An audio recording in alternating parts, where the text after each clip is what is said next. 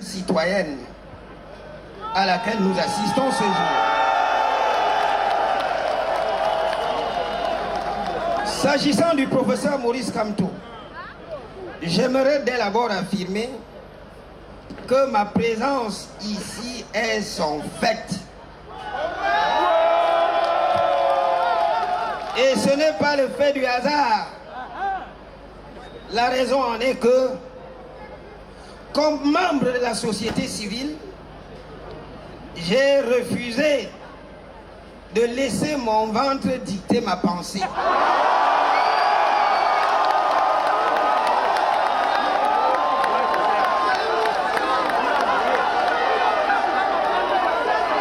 Je suis arc-bouté à la vérité. C'est la raison pour laquelle vous verrez rarement des universitaires près du professeur Maurice Kamto,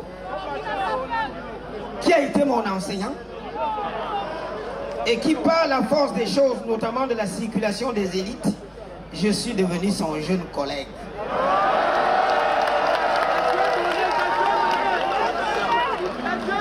L'honnêteté intellectuelle voudrait que je le soutienne. Et je vais révéler au professeur ce qu'il ne sait pas.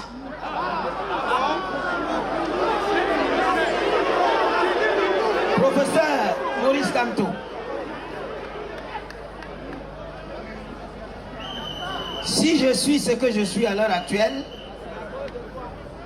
c'est le fait d'un Bamileke et d'un Bassa. Un Bamileke, mon enseignant, Feu Kamdem Jean-Claude, qui m'a donné l'amour du contentieux administratif, qui me tenait par la main et qui m'a dit un jour, vous ne le savez pas, je ne vous ai jamais dit, Jean Calvin, si je ne suis pas là, un jour rapproche-toi du professeur Maurice Kamto.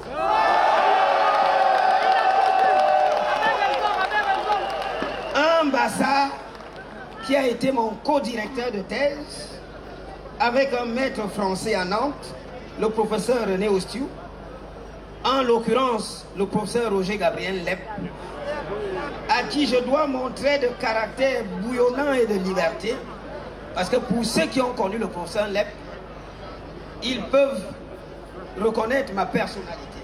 Roger Lep m'avait dit, Jean Calvin, si je ne suis pas là, rapproche-toi du professeur Maurice Kamto.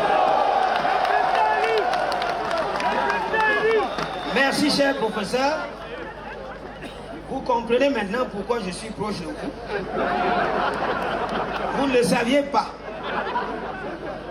Et j'ai été aussi marqué par le fait que vous avez cru en moi.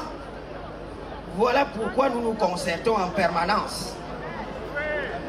D'autre part, pour chuter avec la civilité d'usage, j'aimerais témoigner ma reconnaissance à cette diaspora martyrisée.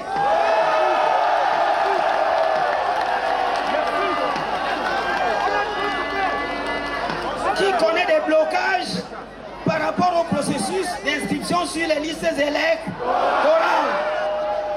et qui est victime de la politique à géométrie variable de la double nationalité, pendant que les dirigeants ont la double nationalité et se considèrent comme des citoyens à part entière. Le peuple citoyen est ostracisé. Merci pour votre accueil chaleureux qui ne fait que confirmer et conforter l'idée selon laquelle le ventre ne dictera jamais ma pensée. Je dirai toujours la vérité au prix de ma vie. Ensuite, ça sera la deuxième articulation de ma pensée avant que je chute. Je voudrais, autant que faire se peut, vous expliquer pourquoi nous sommes dans une république abîmée. L'actualité du passé nous rattrape. L'actualité du passé nous rattrape. Jeune étudiant à l'université de Nantes, j'avais assisté à la mise à mort du couple Ceausescu. Parce que le peuple roumain s'était levé comme un seul homme et a mis fin à la dictature. Le président Feu Mitterrand de l'époque a fait appel aux dirigeants africains qu'il contrôlait à l'époque, à La Baule, 60 km de Nantes, et leur a dit, ouvrez grand les yeux, libéralisez la vie politique. Sinon, vous serez rattrapé par la dictature que vous servez au peuple. Et le tout premier dictateur de l'époque s'est converti immédiatement au Bénin. Mathieu Kérékou a libéralisé la vie politique. Nous avons attendu 6 ans plus tard, dans la Constitution révisée de 1996, en procédant à la limitation des mandats. Nous n'en serions plus là si la tricherie politique n'avait pas habité nos gouvernants. Les émeutes de la fin de 2008 ont permis au pouvoir de massacrer le peuple.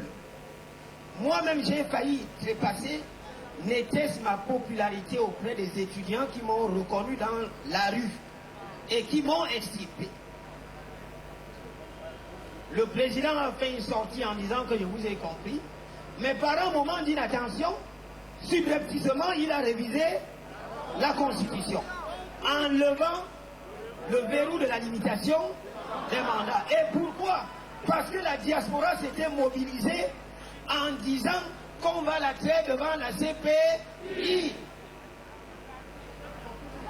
Voilà comment le rêve camerounais a été tué. On a levé le verrou de la limitation des mandats et nous assistons à ce jour à un pouvoir qui dure et perdure. La société est bloquée.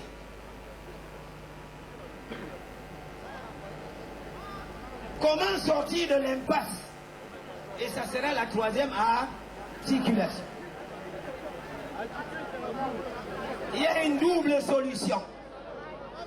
La première est que le peuple retienne qu'il est souverain. C'est le peuple qui décide. Les dirigeants n'en sont que les mandataires. Prenez conscience de votre force en imposant la ligne de conduite aux dirigeants. L'autre solution réside dans la capacité de l'opposition à prendre ses responsabilités. Monsieur le Président Maurice Kamto, vous et moi connaissons tout ce que j'entreprends pour la Fédération des énergies. Mais je réalise que c'est un idéal qui est difficile à atteindre. Parce que chaque dirigeant de l'opposition a mis dans sa tête que je suis candidat à l'élection présidentielle, au mépris de la souffrance populaire. Ce que je tiens à vous dire, et ce sera mon mot final, je suis de la société civile, professeur Maurice Kamto. Je soutiens l'opposition tout entière, mais pour des raisons objectives, tenant à votre profondeur historique. Parce que vous êtes un opposant de longue date. Depuis les années 90 et avant, vous étiez un leader estudiantin qui a fait l'objet d'arrestation. Le professeur Maurice Kamto n'est pas un novice dans la politique. 2. Vous avez travaillé avec ces gens. Vous êtes mieux outillés pour comprendre les failles. 3. Qu'on le veuille ou non, et comme je l'ai toujours dit, le MRC est le parti de l'opposition le mieux structuré et le plus populaire.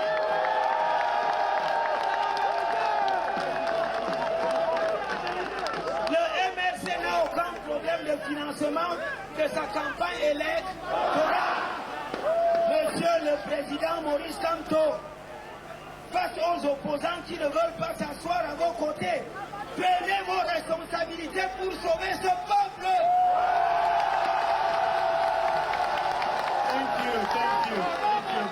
Une minute. Vous avez une énorme responsabilité historique et morale. C'est l'occasion de sauver ce peuple supplicié. Il nous reste moins de 5 mois. Prenez vos responsabilités comme leader solide et avancé. Je vous remercie pour votre bienveillance.